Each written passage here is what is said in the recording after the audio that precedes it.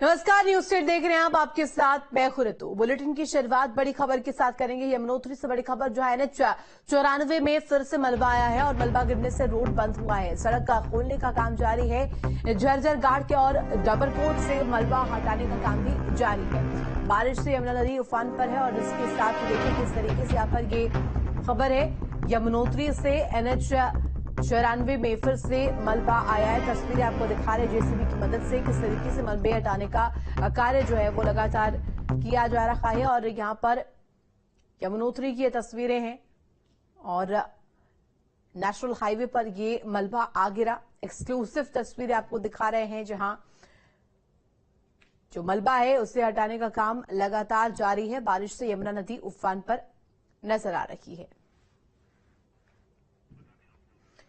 तो NH जारी है। अलग अलग जिलों की तस्वीर हमने देखी।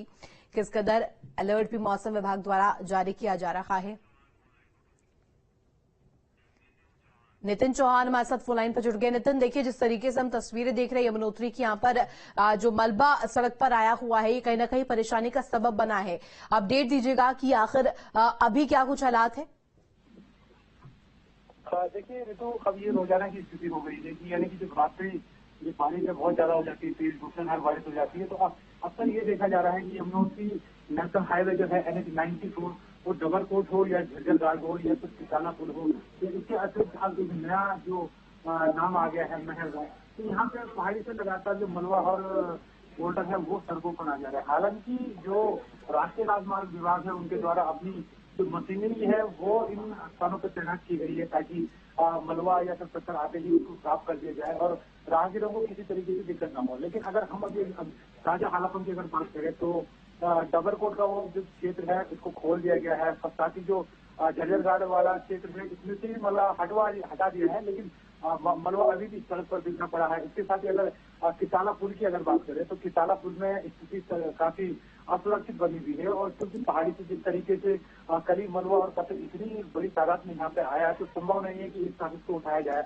बिल्कुल नितिन, और ऐसे में अमूमन इसी तरीके की भयावह तस्वीरें अलग अलग जगहों से सामने आ रही है जो कि एक बहुत अहम अब विषय है। और ये तस्वीरें भी हम देख रहे हैं लगातार किस तरीके से यहाँ पर जेसीबी की मदद से मलबा हटाने का काम लगातार जारी। बहुत शुक्रिया आपका तमाम जानकारी साझा करने के लिए। और बड़ी खबर, उत्तराखंड में आफत का रेड अलर्ट जारी किया गया है। देहरादून में मूसलाधार बारिश का अलर्ट। डीएन ने स्कूल बंद रखने के आदेश दिए हैं। आज से कक्षा 1 से लेकर के कक्षा 12वीं तक के स्कूल बंद रहेंगे। मौसम को लेकर के दरअसल रेड अलर्ट जारी किया गया है जिसकी वजह से ये फैसला अब लिया गया है। तो आफत भरी बारिश देखिए लोगों के लिए मुसीबत का सबब बनी है। देहरादून की बात करें, मूसलाधार बारिश का अलर्ट जारी किया गया है। इसको लेकर रेड अलर्ट है और इसी अलर्ट को लेकर के आप देखिए यहाँ पर एक महत्वपूर्ण फैसला लिया गया है।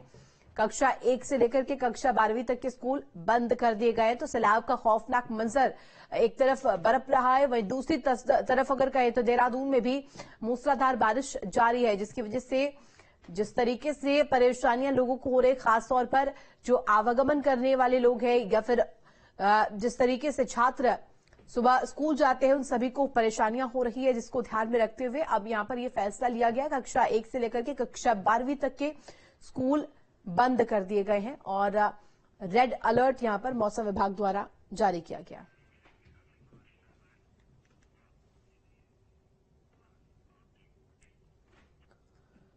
और वही उत्तराखंड में आफत के अलर्ट की 3 तस्वीरें अब आपको दिखाते हैं। कैसे उत्तराखंड में आपदा कहर बनकर टूट रही है।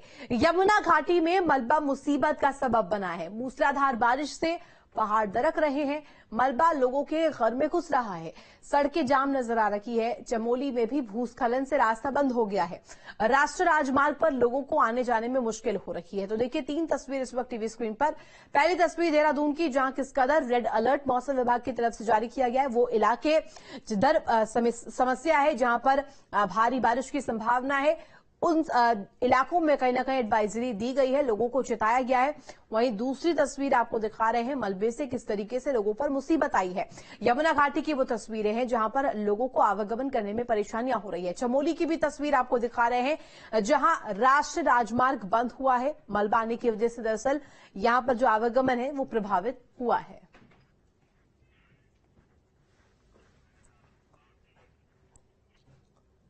वहीं नैनीताल के आसपास की अधिकांश पहाड़ियां भूस्खलन के कारण लगातार कमजोर हो रही हैं। भूस्खलन से नैनीताल का खूपी गांव पिछले कई दशकों से प्रभावित है। खूपी गांव की तलहटी में हो रहे भू कटाव से कई घरों में बड़ी बड़ी दरारें पड़ गई हैं, जिससे गांव का अस्तित्व पर खतरा उत्पन्न हो गया है और वही लोग भी मौत के साए में जीने को मजबूर है। कई वर्षों से जो नीचे ये नाला चल रहा है, इसकी वजह से भूकटान हो रहा है और जिससे हमारे गांव के कई वासियों प्रभावित हो रहे हैं। कई जमीनें लोगों की बह गई हैं और मकानों में दरार पड़ गई है। कुछ लोगों को तो अपने घर छोड़ करके दूसरी जगह शिफ्ट होना पड़ा है। तो कई परेशानियां यहाँ पे उठानी पड़ रही है और अब तो समय इतना हो गया है कि शासन प्रशासन अब जाकर के हमारी पूरी मदद कर रहा है।